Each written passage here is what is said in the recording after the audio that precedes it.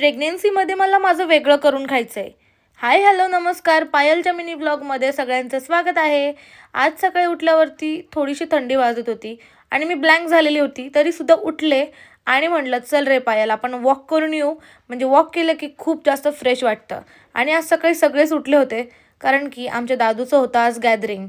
उद्या मला हॉस्पिटलला जायचं होतं आणि मला खरं सांगते, जेव्हा जेव्हा हॉस्पिटलला जायचं असतं तेव्हा मला खूप जास्त विचार येतात डोक्यामध्ये.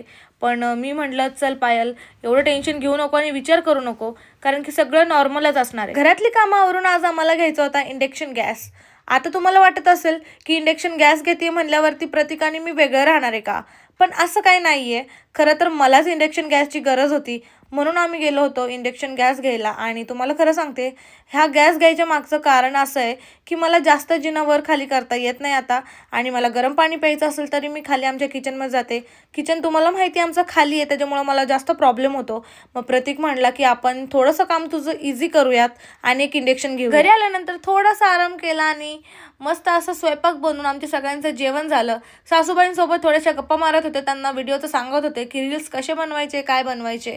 मग काय, आणि आज पहिल्यांदा मी इंडक्शन चुला वापरला आहे गाईज. मला येत नाही वापरायला, तरी पण मी आज म्हटलं ट्राय करावं आणि खरंच 1 मिनिटात दूध गरम झालं. चला तर मग आजचा दिवस माझा असा गेला हलक्या फुलक्या मूडमध्ये.